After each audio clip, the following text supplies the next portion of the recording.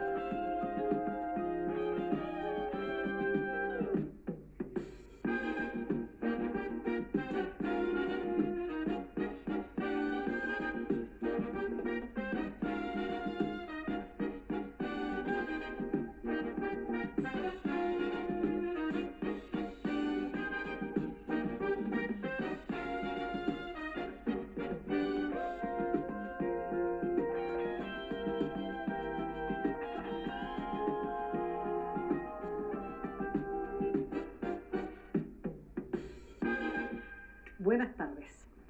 Estamos apenas a 11 años del 2000, del siglo XXI. La característica principal probablemente del mundo que estamos viviendo son los cambios acelerados. Esa aceleración de los cambios complica la capacidad de adaptación de la sociedad, la capacidad de la educación para ponerse al día, y la toma de decisiones de los gobiernos para alcanzar a subirse al carro del progreso. Países en desarrollo como Chile necesitan utilizar los conocimientos y el desarrollo que se produce en los grandes países industrializados, pero naturalmente que tiene que hacerlo adaptado a su realidad y utilizando el talento de sus propios científicos. Por ejemplo, las universidades chilenas forman excelentes profesionales. En estos días se está culminando la celebración de los 100 años del Instituto de Ingenieros de Chile. Los ingenieros chilenos han hecho aportes extraordinarios al país. Y en el terreno personal hicieron un aporte también nada menos que la Presidencia de la República, don Jorge Alessandri. Pero también son muchos los ingenieros que se van de Chile y llevan su conocimiento, su talento y su capacidad a aumentar la de los Estados Unidos o de Europa. Hoy en esta mesa tenemos a 3 destacados ingenieros chilenos. 2 de ellos están de visita en Chile, están radicados y trabajan en los Estados Unidos. Santiago Astraín, que fue el creador y fundador en Chile de Entel.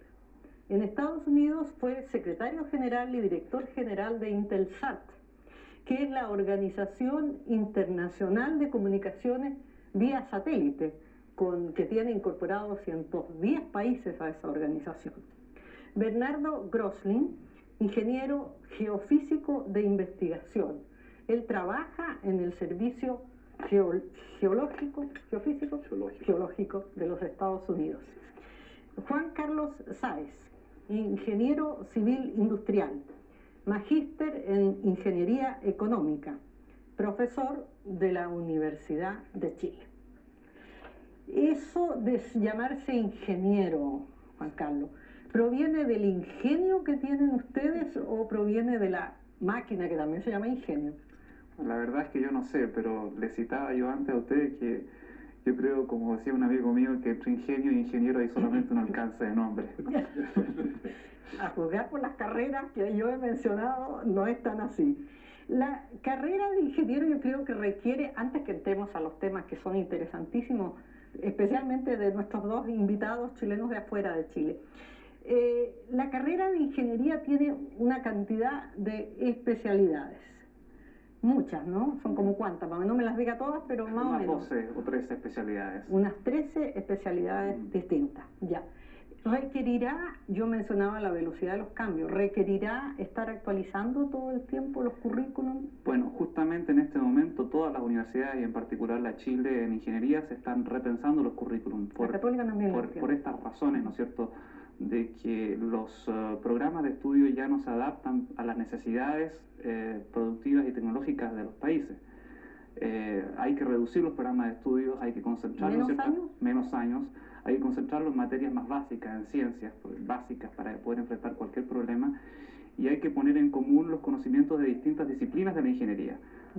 Ocurre muy comúnmente de que hay especialistas en ingeniería industrial que no saben lo que está pasando en ingeniería eléctrica, y eso no puede suceder dada la interrelación que hay entre los problemas de distintas carreras, de modo que hay que incluso integrar y homogeneizar los lenguajes. Ahora, ¿cómo ocurre en Estados Unidos, por ejemplo? ¿Cuál es el sistema de enseñanza de ingeniería en Estados Unidos? Bueno, la respuesta hay que hacerla en términos de comparación, porque en Estados Unidos el campo de la tecnología es muy amplio, incluye a científicos e ingenieros, mientras que en Chile el campo de la tecnología realmente es la responsabilidad principal de los ingenieros. Entonces hay que mirarlo en ese sentido. Si uno mira la tecnología, o sea, la ingeniería, en el caso de Chile, digamos, como una herramienta que complementa y ocupa posiciones en la economía, esa es una forma. Tú lo dices, tenemos que producir ingenieros a medida que se van necesitando.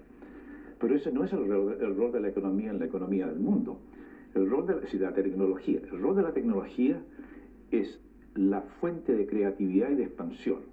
Entonces es la tecnología que crea nuevas funciones y la tecnología tiene que moverse al frente. Entonces los ingenieros, en el caso de Chile, yo diría, deberían continuar lo que han estado haciendo por unos 50 años, es contribuir a cambiar la economía, a ir creando nuevas actividades. Entonces el nivel de preparación que se necesita es uno para operar, uno para continuar y otro para crear. Si uno dice, por ejemplo, ¿para qué necesitamos ciertas especialidades? Yo diría el caso de Japón. En el caso de Japón tiene una educación muy avanzada. ¿Por qué? Porque Japón capta tecnología y se la aplica. Yo diría que Chile tiene una oportunidad similar. Dentro de los países de desarrollo no hay muchos que tienen la chance de moverse al frente. Yo diría que Chile está al borde. Tiene un capital humano muy fuerte. Entonces yo diría que mi respuesta a su pregunta es más amplia. Yo diría que no solo hay que servir las necesidades y tener los lugares para ocupar los puestos que se anuncian en desempleo en el diario, sino que tener la creatividad de adquirir tecnología, crear sus propias tecnologías, adaptarse y que la economía se expanda, que haya nuevas actividades. Exacto. El modelo de Japón.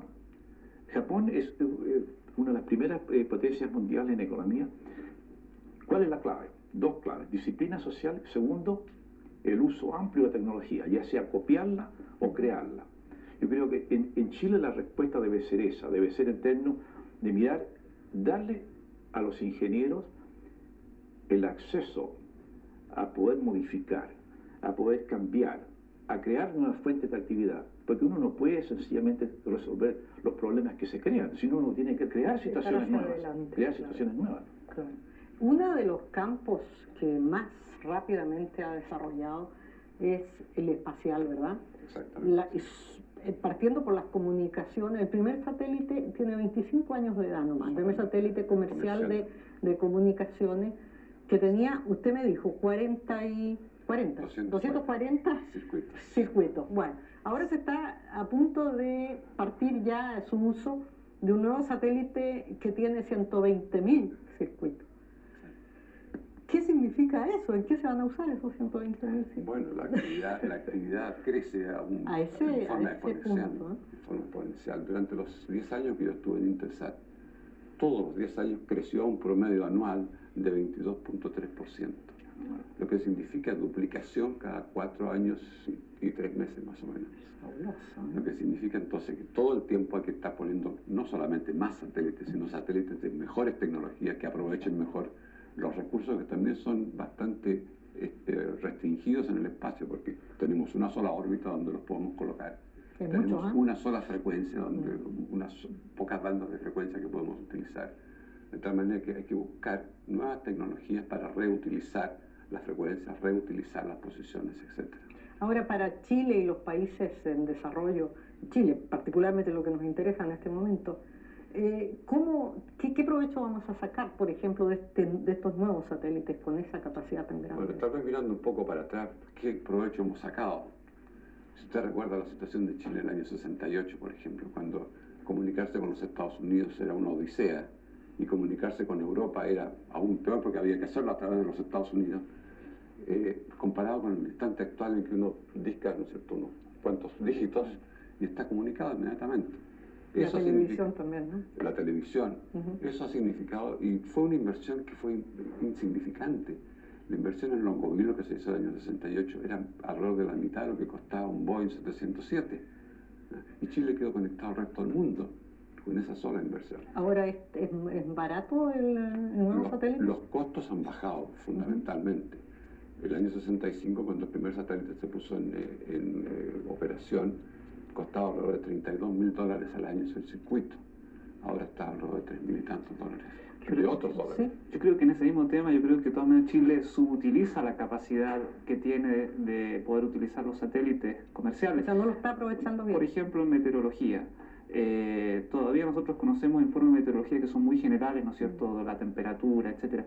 Pero para la agricultura hay un potencial de gran apoyo a través de la meteorología vía satélite, ¿no es cierto? Incluso en Chile, que hay muchos microclimas distintos y por lo tanto se pueden anunciar las heladas, se pueden estimar heladas, se pueden prever temperaturas distintas en regiones. Y eso no se hace. También para la pesca, mostrando, por ejemplo, fotografías de las temperaturas superficiales en el mar, ¿no es cierto? Eso ayuda mucho a la actividad productiva pesquera. Se pueden aumentar las temporadas de pesca si se utiliza ampliamente el satélite. Y en Chile se subutilizan esas capacidades. Y si se tienen todos estos conocimientos y se sabe que están disponibles, ¿por qué no se usan? Porque la respuesta no está ahí. A ver, ¿dónde está? La respuesta no solo es tener comunicaciones. La respuesta es el problema fundamental, es producir. Es la actividad económica básica, es lo que uno vende y lo que uno le compra. La información es parte de la tecnología, del flujo de tecnología. Pero el conocimiento ha estado en los libros, está en las bibliotecas del mundo, existe probablemente aquí, en muchas partes. La cuestión es, para utilizarlo, para hacerlo andar, es un mecanismo distinto. Es la modernización de la actividad productiva del país, el desarrollo de los recursos, captar oportunidades en el mercado mundial, muchas cosas de eso. Entonces diría yo, para poder hacer eso se necesita la informática, evidentemente. Se necesita el acceso a tecnología, pero no es la clave. No es la clave. Estar informado o no. Porque si no se cae en el hecho de comenzar a leer, hacer una cosa educada, leer y estar muy bien informado. Lo que cuenta en la vida para avanzar es lo que uno hace, que uno cambia la base del mundo, la hace distinta. Entonces yo diría que en el caso de Chile ese es el rol básico de la tecnología, es poder lograr, usando la tecnología de fuera y la que se debe crear aquí, porque hay que crear tecnología acá, hacerla andar. Entonces yo diría que el problema básico siempre es esa cuestión de creatividad, de ir modificando y adaptando y ensanchar la base. Entonces, eso yo diría, la clave, ¿cuál es? La clave sencillamente es dejar la iniciativa y modernizar. Porque la respuesta es muy difícil realmente. ¿Por qué Japón se movió? Yo mencioné el caso de Japón. ¿Por qué Estados Unidos es tan moderno y se moderniza y cambia tanto? Hombre a hombre yo diría que no hay mucha diferencia. La diferencia está en las reglas del juego, la diferencia está en la confianza que uno puede cambiar. Por ejemplo, tú mencionaste fusión. Cuando uno piensa en fusión fría, dice, bueno, necesitamos muchos laboratorios. No, eso se puede hacer en la cocina prácticamente. Cualquiera puede producir con paciencia agua pesada, es muy fácil. Si uno tiene paciencia y con electrolisis puede hacerlo, puede repetir el experimento. Hay muchos experimentos que se pueden hacer acá, pero a veces no lo hacen, porque creen que es difícil. Yo creo que no es difícil, nada es difícil si uno se lanza. Entonces yo diría que el énfasis debe ser acción. O sea, la educación debe dar no para entender, sino que para entender y avanzar. Y usar. Claro. Digamos que las tecnologías deben utilizarse como herramientas. Son verdaderamente herramientas que deben uno aprender a utilizarlas, pero seguir usarlas para seguir forjándose adelante. Porque en este caso, por ejemplo, estábamos mencionando estos satélites tan avanzados. Si se disponen los conocimientos, están allí, se les pueden adquirir, se les puede tener. La decisión la tiene que tomar ¿quién? Los industriales, los productores, la iniciativa privada, el gobierno, ¿quién? Creo que son todos. Todos, pero despertar, digamos. Exactamente. Despertar a la necesidad de usarlo. Y también hay que decir otra cosa, que creo que no hay que tampoco considerar que estas tecnologías son la panacea. Algunas veces incluso pueden producir resultados negativos. Por ejemplo, yo recuerdo en el caso del año 77, los Estados Unidos le prestaron a la India un satélite, el AT-6, que se llama un satélite de desarrollo tecnológico. Se lo prestaron por un año. Conectaron alrededor de 2.400 pequeñas aldeas que comprendían una población de alrededor de 20 millones de personas. Y le inyectaron día a día programas de entretenimiento, programas de información, programas de educación y sobre todo programas de instrucción para los agricultores. Les enseñaban que había que rotar los cultivos, que había que usar semillas especiales, que había que fertilizar. Pero ¿qué pasó? Que aprendieron la lección también que se produjo una escasez enorme durante esos años en la India de semillas y de fertilizantes, porque el resto de la subestructura no estaba ahí. Así que no es una cuestión de avanzar esto y dejar lo otro atrás, hay que poder avanzar con todo al mismo tiempo. Claro. Eso es lo que están buscando ustedes al celebrar los 100 años, ¿no?, del Instituto de Ingenieros. Es una visión hacia el siglo XXI de Chile. Nosotros cuando pensamos el programa del Congreso dijimos, bueno, el futuro no se puede adivinar, no es cuestión de predecir. Muchas veces el problema está en comprender cuáles son el marco de referencia, cuáles son las tecnologías que existen, cuáles son las posibilidades y las potencialidades que están a nuestra disposición, y es cuestión de plantearse los desafíos relevantes, ¿no es cierto?, para el país. Y todo país tiene desafíos distintos. Por eso, como dice Bernardo Crossley, no es simplemente, ¿no es cierto?, disponer de la tecnología, es también tener un proyecto de sociedad, de país, un diseño futuro. Entonces nos planteamos 4 desafíos: los desafíos de los recursos naturales, los desafíos de creatividad, los desafíos de productividad y los desafíos de habitabilidad. Cada uno de estos desafíos se puede entrar en algún detalle más adelante, yo pienso, son importantes para Chile. Hablábamos esta mañana del desafío de los recursos naturales, por ejemplo. Un país como Chile, que ya ha casi completado su etapa de desarrollo basada en las materias primas, tiene obligatoriamente que lograr agregarle inteligencia, valor, ¿no es cierto?, conocimiento a sus materias primas, porque el mundo se mueve en una dirección que no es el de consumir más materias primas por unidad de producto, sino cada vez menos.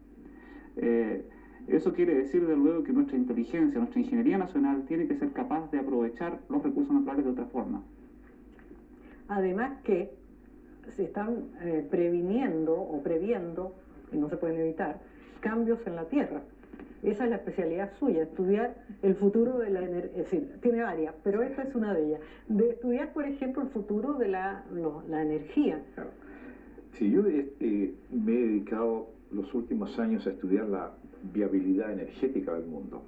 Comencé a estudiar el petróleo y llegué a una conclusión que es drásticamente distinta a la que existe en la filosofía convencional. Mi conclusión es que hay unas 3 a 4 veces más petróleo de lo que se creía. Y eso se ha reflejado, yo diría, no se ha reflejado, sino que diría una justificación de lo que digo está en la caída del precio del petróleo. Yo creo que generalmente se ha aceptado esa idea. Pero eso ¿por cuánto tiempo va a durar el petróleo? El petróleo va a dominar el mercado de la energía por lo menos hasta el año 2050 o 2070. Va a ser el factor dominante. 70 años.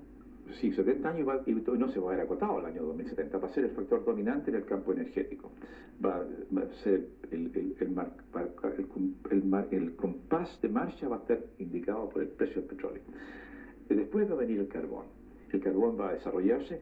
¿Por qué? Porque hay mucho carbón. En el mundo. Mucho más que en el mundo. Desgraciadamente el carbón está muy mal distribuido.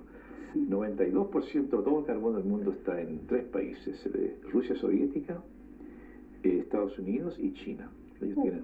Entonces esos 3 países no creo que vayan a exportar carbón tal como exporta Saudi Arabia su petróleo. Entonces esa solución carbón va a ser un poco difícil. Entonces algo va a pasar en cuanto al precio.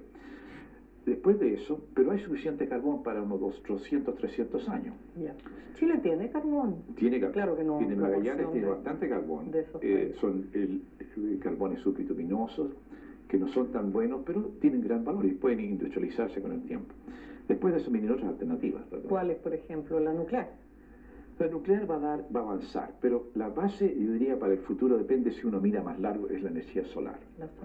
La energía solar. ¿Por qué? Porque por metro cuadrado, la energía que llega al sol perpendicular al plano del sol es 1,4 kilowatts por metro cuadrado, que es bastante. Es una ampolleta grande, digamos, el equivalente a una ampolleta grande. Y eso es gratis. Entonces, actualmente se puede producir energía solar. La clave, el costo de eso es la célula fotoeléctrica, que es una cosa, básicamente se producen de este tipo, como 10 centímetros por 10 centímetros. Eso cuesta más o menos 5 a 10 dólares actualmente. Antes costaba 200, 300. Pero a ese precio es muy caro todavía. Lo que hay que hacer, esto que cuesta 5 a 10 dólares, hay que hacerlo por unos 5 o 10 centavos. El hecho de hacerlo, no creo que no hay límite a bajarle el precio. Yo antes de venir acá, estuve conversando con el hombre que dirige todo el financiamiento de la research en Estados Unidos de energía solar. Hay muchos tipos de eso. Y los límites de eso, de bajarlo, yo creo que se van a lograr. Entonces, el problema va a ser la energía eléctrica producida con fotoelectricidad. El costo por kilowatt hora va a ser muy bajo. El problema es cómo transportarlo. Hay varios problemas que quedan. Uno es cómo transportarlo y otro es cómo acumularlo, porque el sol únicamente sucede de día, no hay sol de noche. Pero eso es otro problema. Pero hay 50 años, diría, por lo menos, para resolver ese problema. Y se van a resolver. Yo diría que la energía solar va a ser muy importante. La energía nuclear va a ser también biomasa, el uso de productos agrícolas para producir energía es algo de idea buena, pero tiene problema el impacto sobre los alimentos. Porque si uno utiliza tierra para producir, digamos, sugarcane, por ejemplo, caña de azúcar, en vez de para producir alcohol o para alimentos. Entonces, la limitación es la tierra. La necesidad de alimentos. Y si la población del mundo sigue creciéndose, yo creo que no es una solución. Entonces, sería energía solar en primer lugar, digamos, futuro, nuclear y fusión. Fusión sí funciona, porque fusión va a funcionar algún día. La fusión la cara, no la fría. Ah, ya, yo creía que la fría. Frío caliente, pero están investigando a una velocidad y con unas inversiones muy grandes. Ahora, en el terreno del espacio, lo que ha proporcionado la carrera espacial hasta ahora y las opciones que hay para adelante son inmensas, ¿no? Bueno, desde luego, Bernardo acaba de señalar una, la célula solar, se ha desarrollado principalmente en el programa espacial, y el abaratamiento que se ha producido ha sido justamente por la investigación allí. Es prácticamente la única fuente, casi la única fuente para cuando uno está en el espacio, con la ventaja de que puede tener sol permanente, si está en una órbita. No hay noche. De manera que ese es uno de los subproductos que hemos recibido de lo que lleva corrido del aire espacial. Además que hemos recibido muchos otros que tal vez ni nos damos cuenta. Por la policía anda, ¿no es cierto?, con chalecos a prueba de balas. Bueno, esos son materiales que se han desarrollado en la investigación espacial. Y hay infinidad de cosas que se podrían citar. Y también nos vamos a llegar a comunicar con otras civilizaciones en el espacio. Va a ser un ingeniero el primero que llegue a ese contacto. Bueno, parece un poquito de fantasía, ¿no? Pero hay una vigilia constante en este momento tratando de captar señales del espacio. Hay cientistas muy bien reputados que están dedicados exclusivamente a eso. ¿Todavía no se han contactado? No se han contactado, no sé si alguna vez lo van a hacer. Sí, probablemente si ellos no tratan de ponerse en contacto con nosotros antes, no creo que vamos a llegar a ponernos en contacto. O sea, que ¿usted cree que son más avanzados sí, por allá? Pero es que depende de dónde estén. Lógico que deben ser más avanzados. Sencillamente en algunos lugares deben ser más avanzados por la ley de probabilidades. Se ha estimado, hay unos cálculos, es muy difícil estimar los mundos que existen, ¿eh? Pero las cifras que se dan de planetas con condiciones similares a la Tierra en el universo son del orden de 200.000 a 300.000. Bueno, a ver, ¿no? Y la emergencia de la vida en la Tierra, tal como se ve en el mundo científico, es una cosa natural. Y en un momento dado la inteligencia surge. Lo que vemos de tecnología es una cosa muy breve, es sumamente breve. El hombre tenía el nivel de inteligencia muy parecido al actual, yo diría, en la edad de piedra. Pero la tecnología, que son 100, 150 años, es un lapso muy pequeño. Si alguien ha tenido 10.000 años de ciencia, van a estar infinitamente más lejos que nosotros. Y eso es un instante en el universo. O sea, cualquier otro que hubiera comenzado antes que nosotros. Tiene que estar más avanzado. Mucho más adelantado. Es inevitable. Pero a menos que esté bastante cerca de los tiempos que se recorren las señales. La estrella más cercana está a 4,5 años luz. A eso me refería yo, que nos tenemos que demorar a mandar la señal y que vuelva. Incluso dentro de nuestra galaxia tenemos 100.000 años luz de un extremo al otro. O sea que una señal que salió 100.000 años, recién lo estamos recibiendo. Va a haber que empezar a inventar un sistema de comunicaciones. Yo creo que de ida y venida no podemos esperar comunicarnos con nadie. Podemos escuchar tal vez algo. Alguien yo creo que se puede poner en contacto si es que tienen interés, porque a lo mejor no tienen interés de establecer la misma comunicación que la humanidad quiere tener con nosotros. Vamos a seguir conversando sobre estos interesantes temas luego de una breve pausa. Ya volvemos. Y hoy Estamos recibiendo sus preguntas y vamos a tratar de darle curso lo más rápidamente posible. Pero se nos olvidó explicar por qué están estos dos destacados ingenieros chilenos en Chile en este momento y por qué hay varios otros destacados que dejan muy en claro la capacidad de la ingeniería chilena. Claro, cuando pensamos en hacer el Congreso y tener que estudiar los desafíos chilenos para el futuro, ¿no es cierto? Dijimos, bueno, hay muchos profesionales chilenos destacados que fuera de Chile están al tanto de lo que pasa en sus áreas tecnológicas y necesitamos para discutir nuestros desafíos un marco de referencia de lo que va a ocurrir probablemente en cada una de las áreas tecnológicas en que se está. Entonces por eso se toma la era espacial del siglo XXI, la energía en el siglo XXI, el impacto de las biotecnologías en el siglo XXI, que es algo muy nuevo, ¿no es cierto?, la informática en el siglo XXI, y entonces estos profesionales chilenos han venido generosamente acá a ilustrarnos un poco el debate que luego sigue con los panelistas y la discusión de lo particular para Chile. Esa es un poco... ¿Son muchos los ingenieros chilenos que están de primera línea, que están fuera de Chile? Yo diría que sí. Bueno, al menos nosotros tenemos aquí una buena muestra de dos presentes. Están también Arnoldo Hacks, que va a venir y que es vicedecano de la Escuela de Negocios del MIT, nada menos. Está Américo Albala, que es director de uno de los departamentos más importantes del Tecnión en Israel.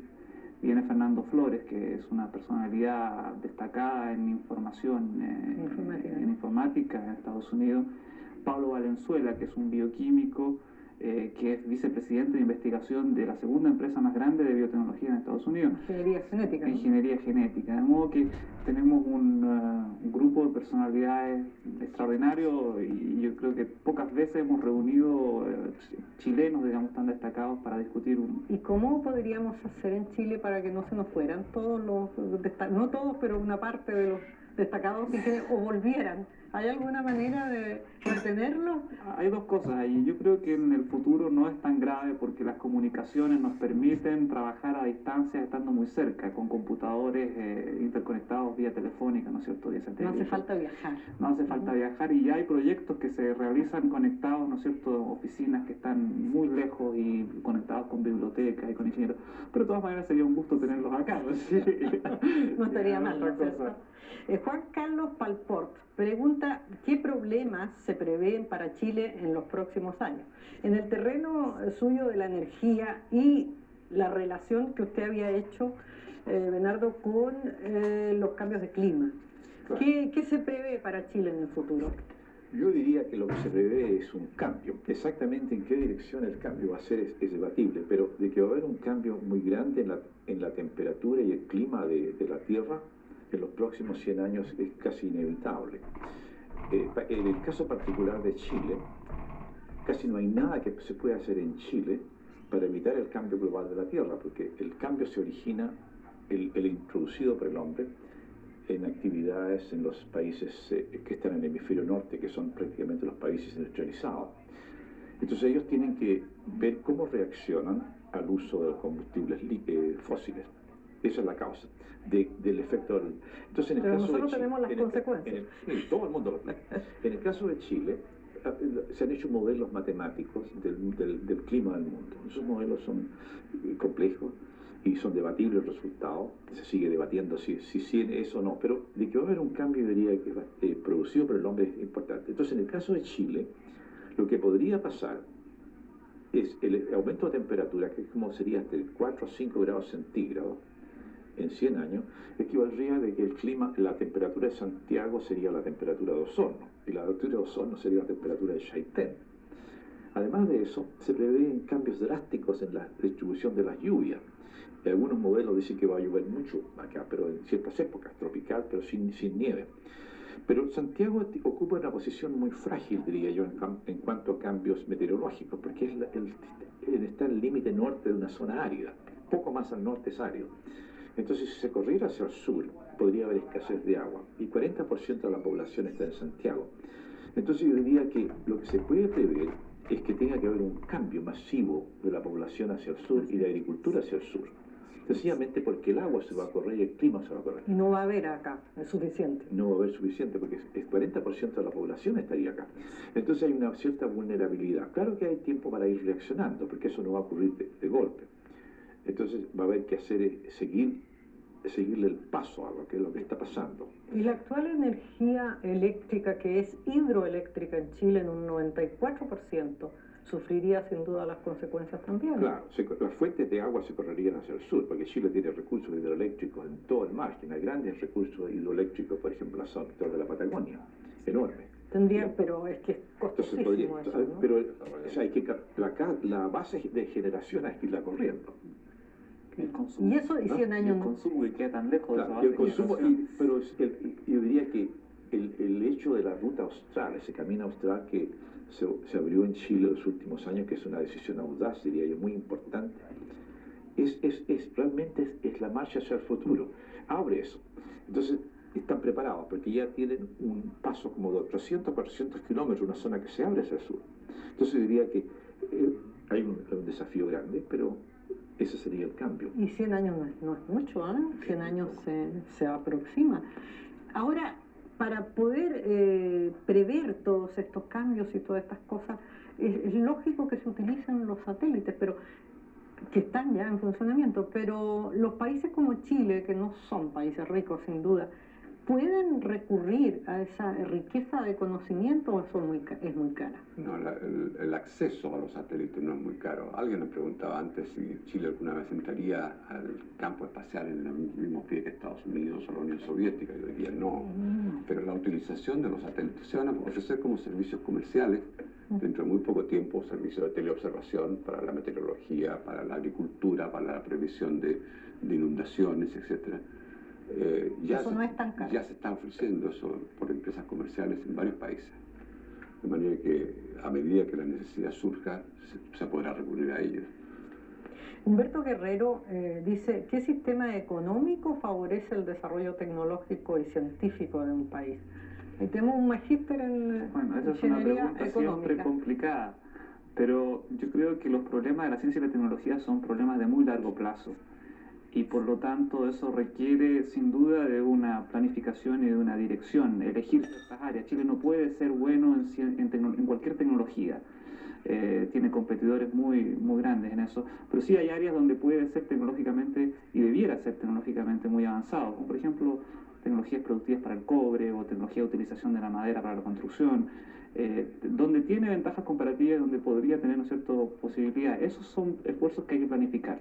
Para esa planificación, y ahí es donde se produce el problema, la gente cree que es conflictiva con el mercado, y no lo es, porque resulta que el mercado resuelve los problemas bastante bien, ¿no es cierto?, los problemas de corto plazo. El mercado tiene un horizonte de tiempo de 3, 5 años de asignación de recursos, en que lo hace muy bien, pero no puede asignar recursos para problemas que no están previstos en la... O sea, yo creo que un sistema mixto es siempre un sistema más eficaz en todas estas materias, un sistema donde el mercado resuelve problemas de corto plazo y donde el largo plazo es pensado. Planeado a través de las universidades. Las empresas privadas tienen un gran papel en cooperar en esto de la investigación tecnológica. ¿Lo hacen?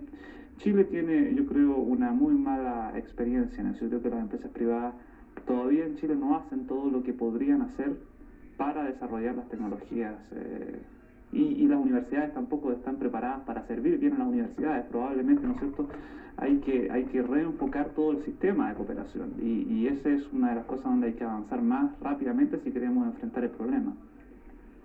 Hugo Tomás, que llamó de Valparaíso, dice: ¿qué importancia tiene en las comunicaciones la fibra óptica? ¿En qué consiste y si su uso pone en peligro nuestro cobre? Esa pregunta parece ¿Sí? que la debo contestar yo, ¿verdad? Exacto. Bueno, creo yo que la fibra óptica reemplaza directamente al cobre en este caso, con gran ventaja, especialmente para cables submarinos. ¿En qué consiste? Consiste en un vidrio especialmente purificado, de tal manera que es posible transmitir información digital a gran velocidad sin que se produzcan las distorsiones que un vidrio ordinario produciría, y con pocos repetidores que están en el fondo del mar. ¿Qué estás haciendo? No solamente es competencia para el cobre, es también competencia para los satélites de comunicaciones. Sobre las rutas que son rutas pesadas, por ejemplo, la ruta de comunicaciones entre Norteamérica y Europa, que es una ruta de gran intensidad. Ahí la competencia es directa entre la fibra de cobre, la fibra óptica y el satélite. ¿Se puede hacer en todas partes? Pero no, el problema es que el satélite tiene una otra característica que lo hace único, es su interconectividad. Usted coloca un satélite y ya inmediatamente interconectado todos los puntos desde los cuales se ve el satélite.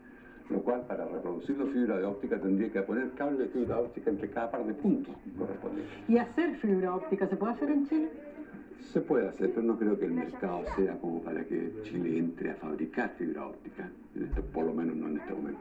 Pero el cobre está muy alto, ¿eh? Sí, pero hay otro aspecto. El precio. Reemplazo, como respondió Santiago, se refería a comunicaciones, señales de radio, pero no a transmisión de energía de potencia. No, de información. De información. O sea, línea de transmisión de energía eléctrica, no.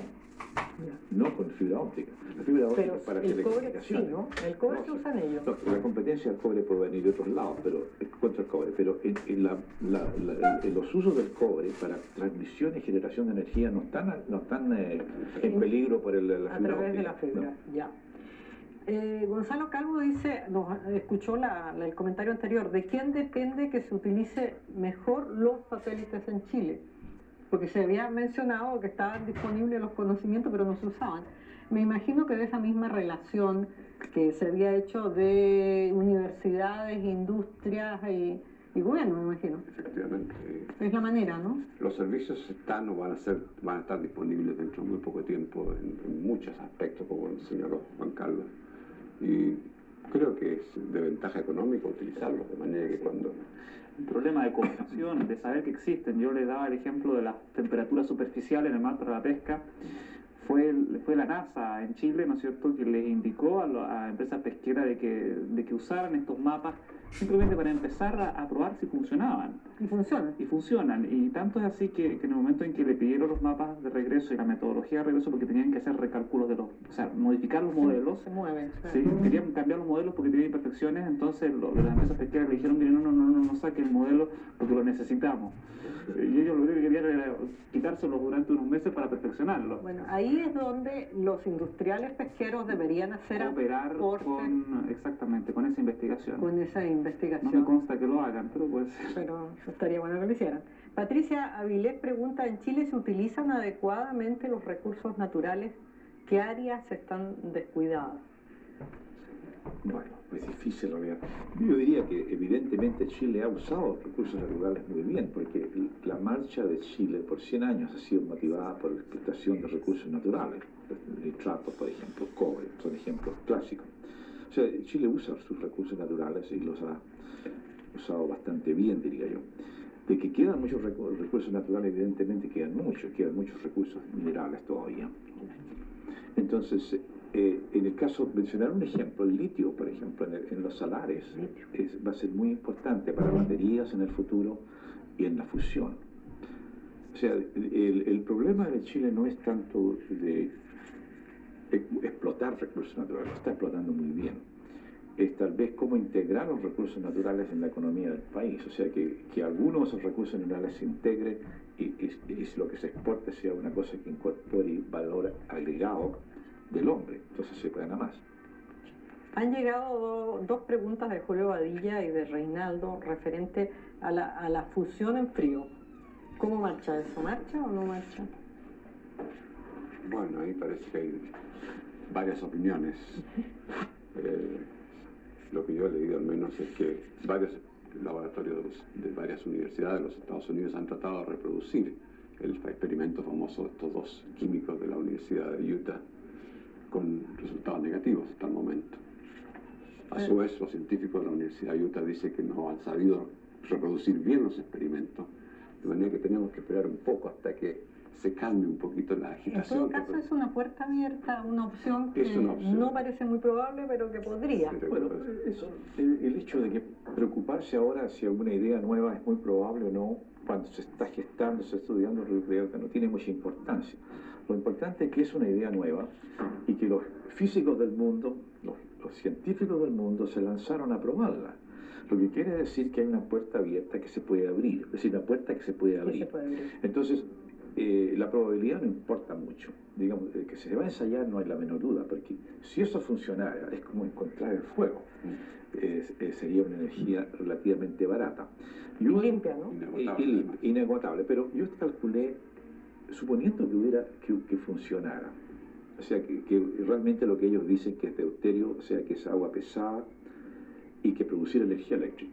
La revolución sería que bajaría el precio de la energía en el mundo a lo que era el año 72, más o menos. Antes del asalto. Antes del asalto, pero no más bajo. ¿Por qué? Porque los costos capital siempre son muy altos. Porque primero hay que producir la materia prima y producir la energía eléctrica. O sea, el costo capital siempre queda. Entonces, volver al año 72 en cuanto a energía, eso sería lo mejor que podría pasar. Pero no energía que no cueste nada. El costo capital lo mata.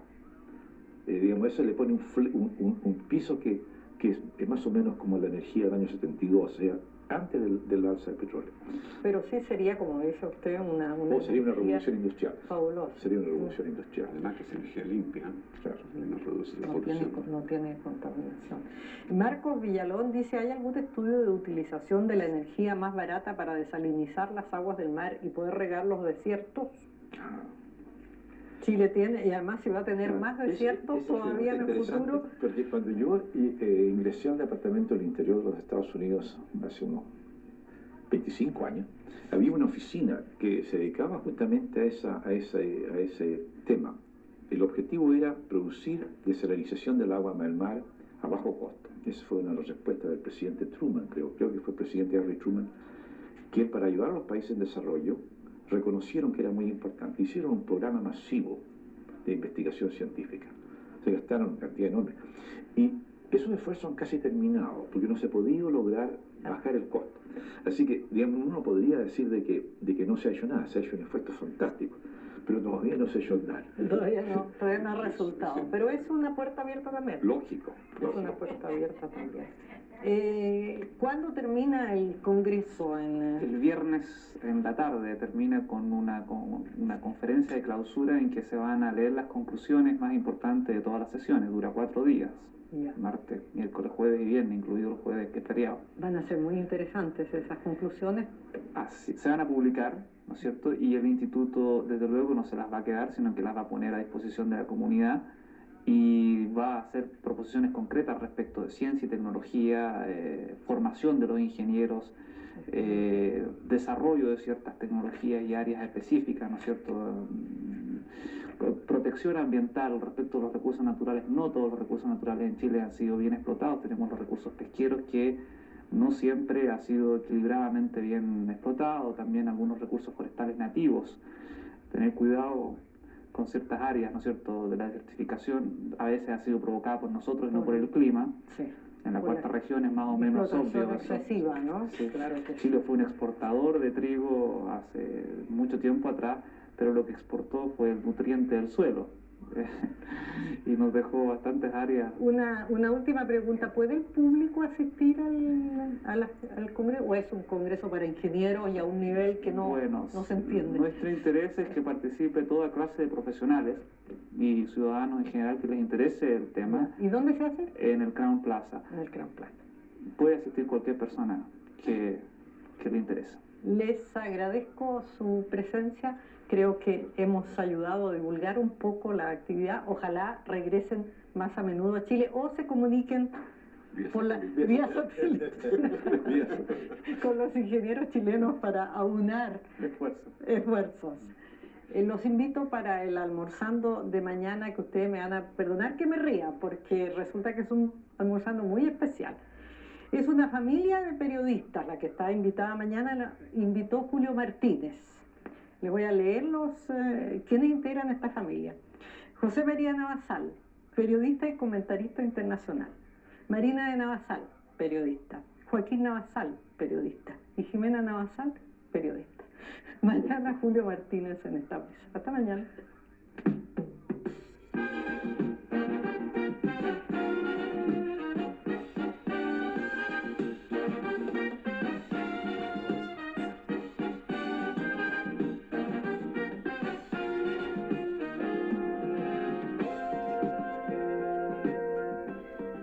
Ya llegan las noticias de Teletarde y luego presentaremos Roque Santeiro.